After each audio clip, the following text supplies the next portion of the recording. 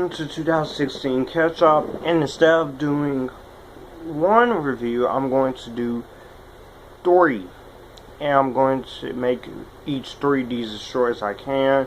So let's start.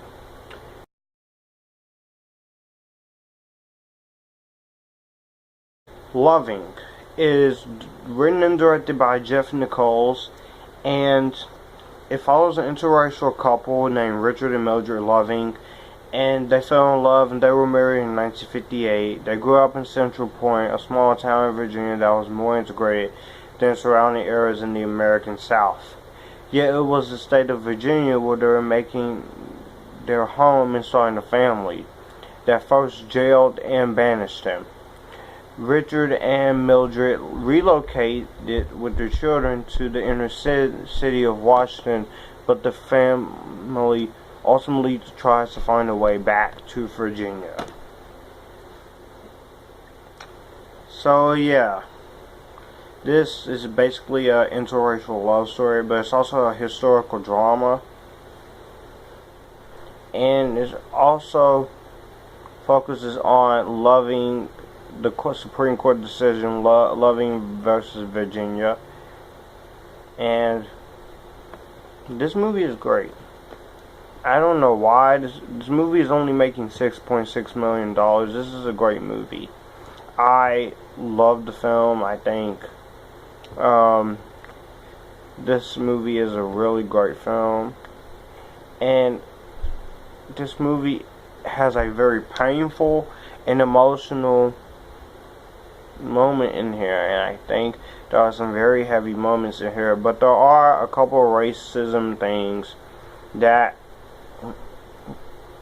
I just don't like, but it doesn't detract from the movie. It doesn't detract. You got Joe Edgerton, Ruth Negga, Michael Shannon, also in here, Nick Kroll, Martin Sukas. All the acting in here is great. I like all the acting in here. And the music is very sad,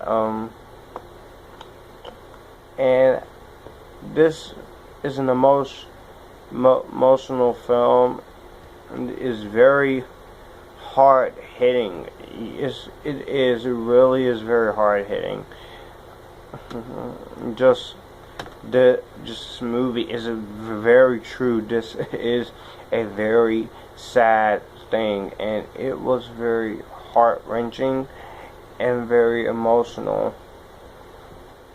There are moments in here where you almost want to cry, but you really don't. But this film is a great movie, and it doesn't come out in the UK until next year. So for those in the UK, if you're ready to see this, you can go check it out.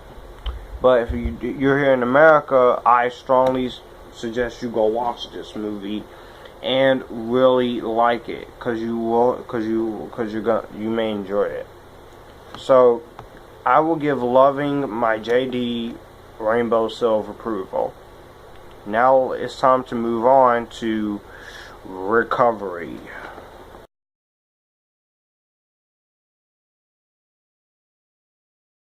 Now, Recovery is a horror film that is directed by Daryl Wheat, and so it's Kirby Bliss Blanton, Rachel DePillo, Samuel Larson, and a whole bunch of people I don't know. So, sorry, excuse me. The plot of this movie is the night before their high school graduation, we meet a friend named Jessie, and Jessie, she has a brother, and the friend's name is Kim.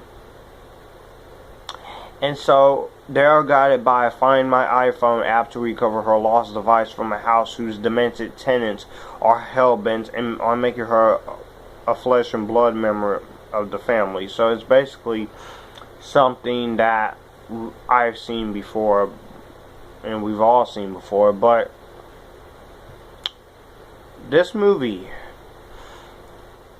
is freaking creepy as all kinds of hell.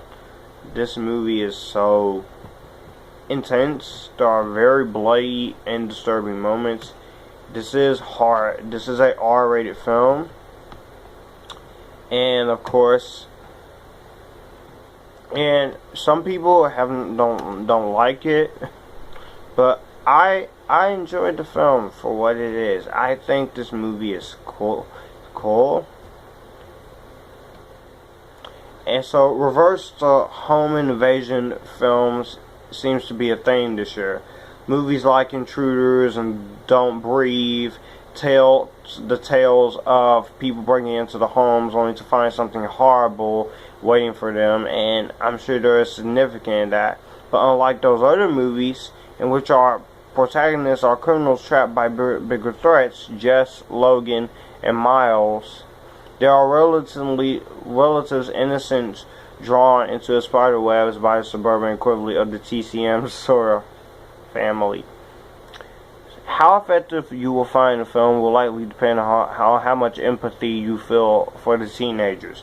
Jess is about to graduate high school, who mostly act like teenage characters in movies and TV shows in search of a good time. They lie to their parents, experiment with drugs, cheat on each other, spend too much time on their phones.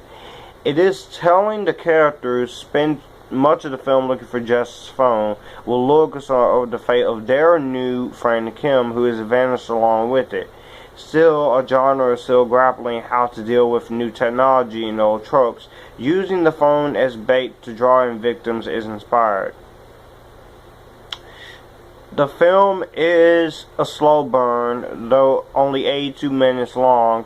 More of the half of that is spent leading up to the confrontation between Jess's friends and the would-be abductors. The blood in this movie is very gory. There's a lot of intensity in here.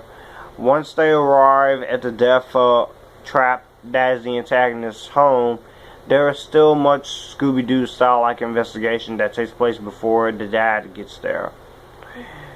Much of the action in the house is very confusing, and most of the direction is kind of shaky cam. I never got hand on the layout, but I suspect that was the director's intent.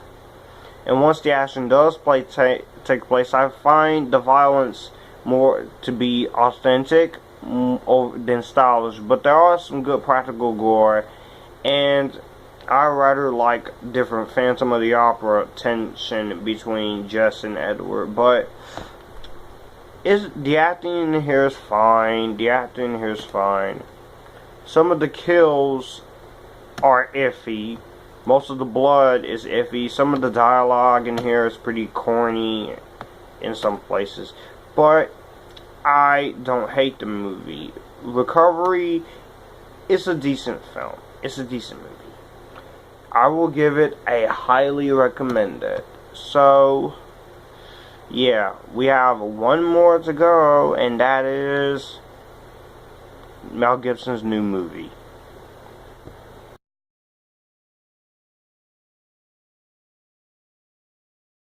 Now we move on to Hacksaw Ridge, which is the newest film written and directed and produced by Mel Gibson, and stars Andrew Garfield.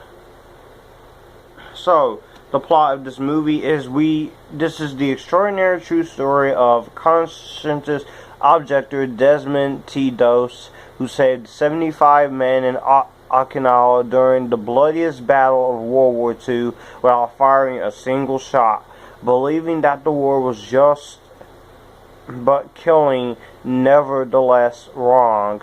He was the only American soldier in WW2 to fight on the front lines without a weapon as an army medic, thus single-handedly evacuating the wounded near enemy lines, braving enemy fire to putting his own life on the line.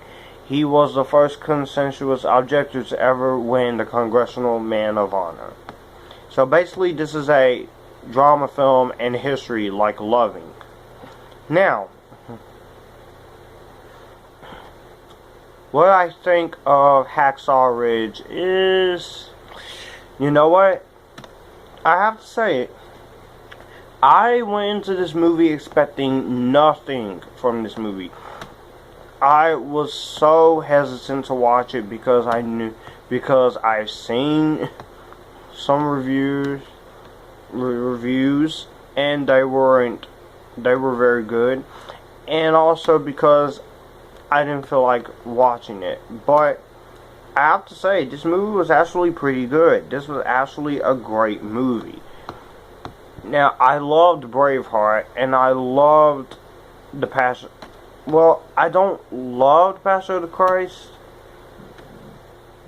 I just think that movie is okay. Just okay. But Passion of the Christ was okay. And I do love Mel Gibson as an actor. So, this movie was a little bit whatever for me, because I wasn't so sure how happy I was gonna be with it. So I did watch the film, and I have to say this film is a really good movie. Andrew Garfield's performance was fantastic. Andrew Garfield's performance was just something like wow.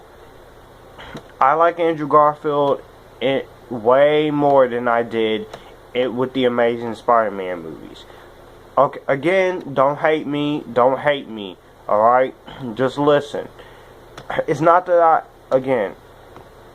I think he's better in this movie. I think he does great in here as a World War hero.